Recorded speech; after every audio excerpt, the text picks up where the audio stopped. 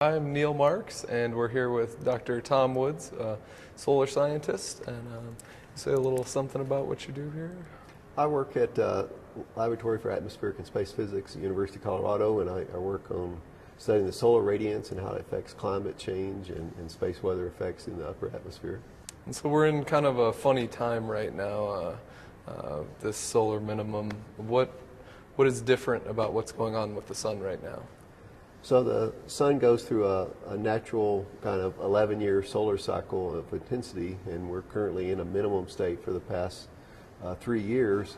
It does appear to be abnormal compared to the recent solar minimum. That is, the sunspot numbers are lower, the solar minimum is lasting longer than the others. However, if you look at the long-term climate record, it's within a normal range of what the sun can do. It is similar to maybe the solar cycles of the early 1900s, as well as the Dalton minimum in the 1800s, early 1800s. Some of the characteristics of this minimum that makes it look peculiar is that the polar magnetic field at minimum is about 50% lower than the last minimum in 1996.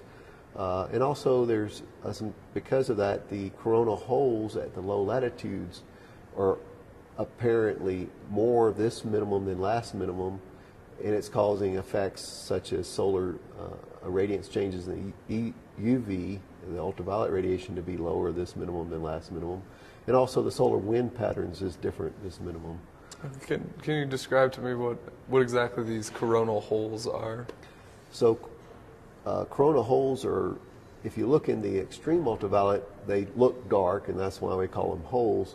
What it actually is the magnetic field on the sun is open up into the heliosphere versus being closed like in sunspots. So these are actually open magnetic fields. It's a source of our fast solar wind. So therefore we got actually more fast solar wind this minimum than last minimum.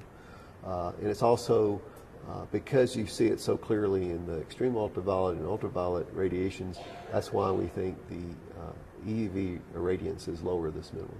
Okay. And when we're talking about these coronal holes moving, that tells us something about the magnetic field also. You said that this minimum we have a way weaker magnetic field? Or? Yes, so almost all the activity on the sun is related to magnetic field activity on the sun, related to the lower polar magnetic field. Also, all the magnetic fields on the sun is lower as well. By having lower polar magnetic field, it allows coronal holes to show up at other places that it wouldn't normally at solar minimum, but it does represent lower magnetic fields, which does, we think, relate to lower activity on the sun, this minimum. And this, you said for the last 3 years or so, we've been in this minimum. How long can we expect this to last, and is it that out of the ordinary?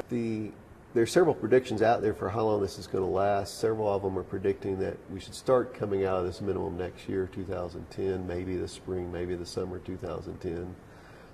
There's some predictions saying it may last for another 2 years. So obviously the ability to predict is difficult, and time will tell when we leave this minimum. As far as duration of this minimum, it is, as I said earlier, a little bit unusually long. It's typically only about 2 years. It's now about over 3 years. So.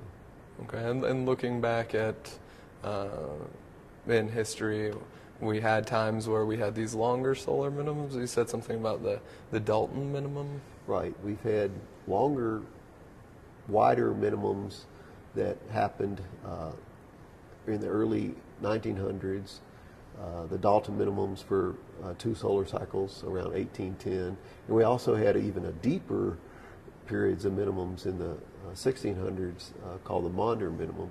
This does not look anything like the Maunder minimum, but it is looking similar to the Dalton minimum, which also was an interesting time period when the Earth was also cooler, because we believe due to lower solar radiance during those lower minimum periods. With this minimum right now, should we expect that maybe the next maximum won't be as high, or that we'll have an even lower minimum next time? What will we look for in the next cycle?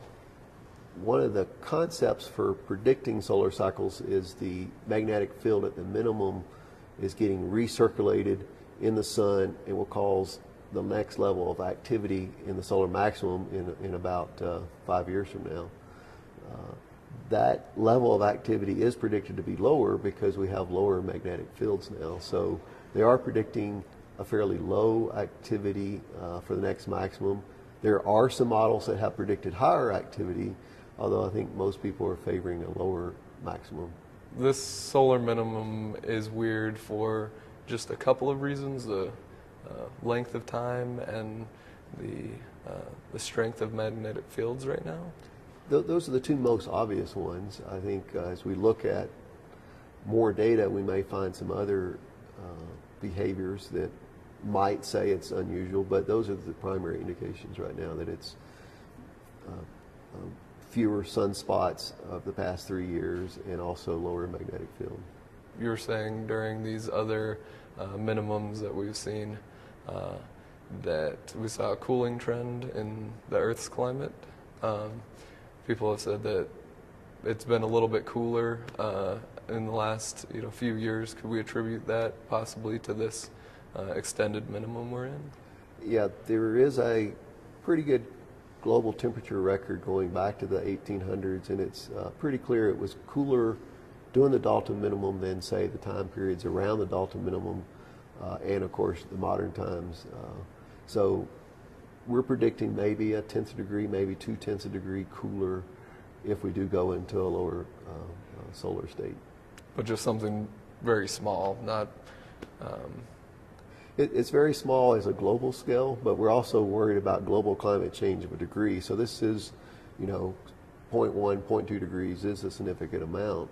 There's a lot, actually, even though the global temperature may be small, there's regional effects that can be even larger by a factor of 10. So some regional effects could be, a degree warmer or a half degree warmer, which doesn't sound like a lot to us.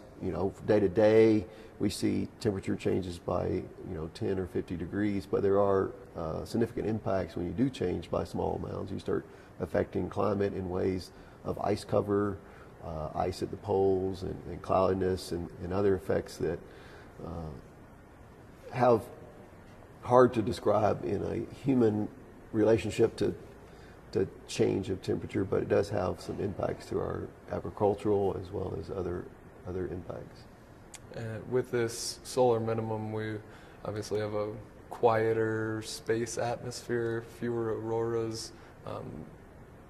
Do you think that these things affect our day-to-day activities, or when we're looking into the future, when we come back out of this minimum here, should we be thinking about this increased solar activity as being a problem, or? As our technology becomes more and more space-based, telephone communications, GPS navigation systems, and other kind of communication systems, those are very sensitive to solar storms. We call this space weather. So doing solar minimum, you have very little space weather activities, and there's not much concern. As we go into this next maximum, and as in the other maximums, we are very sensitive to that, and there's a whole national program to help mitigate some of those effects. Predictions of like flying airplanes over the poles, they have to reroute planes, they have to change configurations of power grid systems when we have big solar storms. So yes, as we go into this next solar maximum, those will become more important issues. Excellent. Thank you very much, Tom Woods. Okay, thank you.